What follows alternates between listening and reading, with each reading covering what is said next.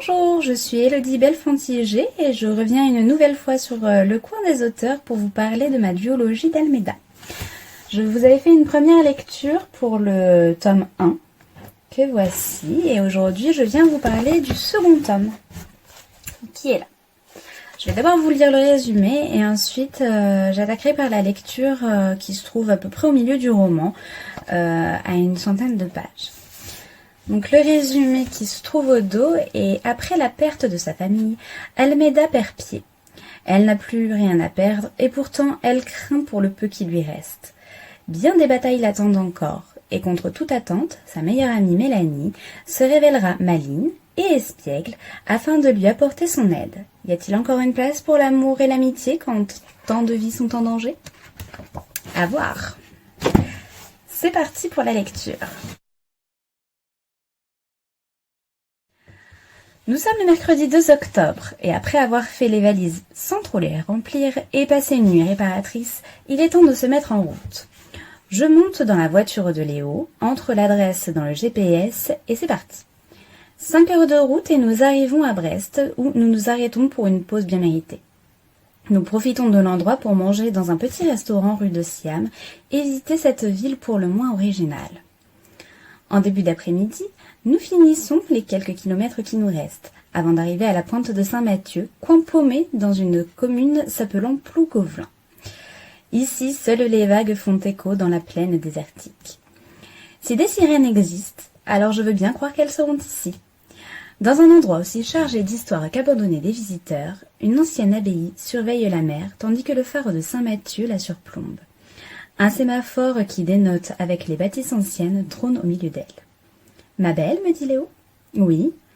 Et si l'on se servait du sémaphore pour les repérer ?»« Je pense qu'il doit être fermé. »« Et depuis quand est-ce un problème ?» demande-t-il. « Bah d'accord, vas-y toi. » D'un pas plein d'entrain, Léo part s'attaquer à la porte du bâtiment qui, par surprise, est déjà ouverte.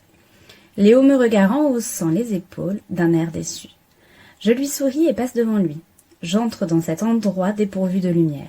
Soudain, Léo appuie sur un bouton, allumant un spot qui me rend presque aveugle. Mes yeux s'habituent à la lumière et nous montons l'escalier se trouvant à ma gauche. Celui-ci mène à une salle de contrôle. D'ici, nous pouvons voir la mer et tout ce qui s'y passe. De vieux écrans d'ordinateur sont alignés sur un plan de travail, ainsi que des claviers devenus gris foncé à cause de la poussière qui s'est entassée. Une paire de jumelles absolument démesurée est postée devant l'une des vitres. Je me penche pour regarder dedans et reste scotché sur la vue que l'appareil me donne. De là, on peut tout voir, même le plus petit des bateaux de pêche qui pourrait passer dans ces eaux. Je m'amuse du spectacle et tombe sur quelque chose qui bouge au loin. Une queue entre et sort de l'eau. Des dauphins qui profitent du calme? J'adore et je ne me lasse pas du spectacle malgré l'endroit. Je reste à observer, attendant un saut périlleux de l'animal. La bête saute, mais ne ressemble pas tout à fait à un dauphin. Ou bien il est passé trop vite pour que je puisse l'identifier correctement. Un autre saute plus haut, et j'ai à peine le temps de zoomer dessus. C'est étrange, cela ne ressemble en rien à ce que j'ai eu l'occasion de voir jusqu'ici. Je zoome encore plus et règle la netteté. Cette créature n'a rien de beau. C'est juste... disons, c'est sûrement dû aux images que l'on nous sort depuis notre enfance. Mais je m'attendais vraiment à voir sortir de l'eau une belle femme à la chevelure coiffée, munie d'une queue aussi agréable à regarder qu'un mannequin. Une vraie et belle sirène, quoi. Vous savez, un peu comme celle des dessins animés. Là, je ne vois aucun mannequin, oh que non. Une queue, certes. Ensuite, je ne saurais la décrire avec justesse, car la lunette que j'utilise n'est pas assez nette. En revanche, je peux vous assurer qu'elle ne ressemble pas aux femmes qu'on nous décrit. Nous décidons de nous rapprocher.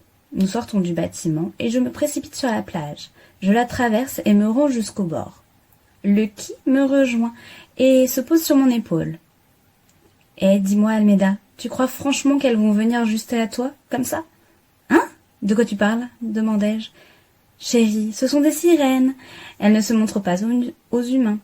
Il faut aller à elles et voir si elles veulent bien entrer en communication avec nous. »« Oh ouais, tu as raison, mais je ne sais pas si aller jusque là-bas est très judicieux. »« Et pourquoi donc ? me demande-t-il. Elles sont bien trop loin et ça me paraît pas comme ça avec la lunette, mais elles sont à quelques kilomètres quand même et elles me font un peu peur en fait.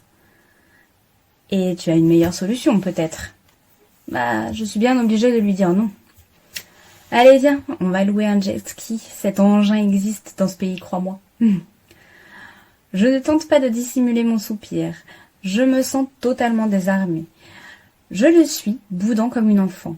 Après quelques centaines de mètres, nous trouvons un cabanon de location. Malheureusement pour nous, pas de jet, mais des barques. J'ai follement envie de partir en courant. Monsieur, bonjour. Nous n'avons pas de jet, mais j'ai des bateaux. À moteur, ça vous va? Oui, s'il vous plaît, je me sens vraiment pas la force de ramer aussi longtemps.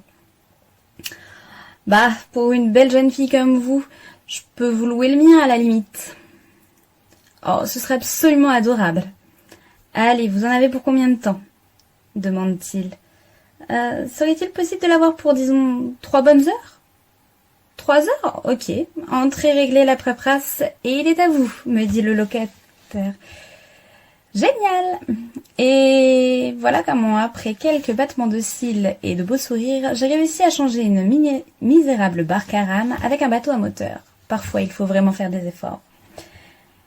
Je vous laisse deviner si elle a trouvé les sirènes. À quoi elles ressemblent vraiment, du coup?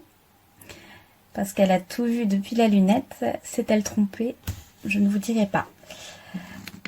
Je vous laisse découvrir la suite par vous-même, pour ceux qui ne l'ont pas lu. Et je reviendrai d'ici quelques semaines encore pour vous parler de celui-là. C'est le petit dernier en date qui s'appelle L'Enfant de Kepler et il est sorti le 15 septembre 2019. Il est tout nouveau, tout chaud et il est disponible à la vente un petit peu partout. Voilà, je vous dis à très bientôt. Bye!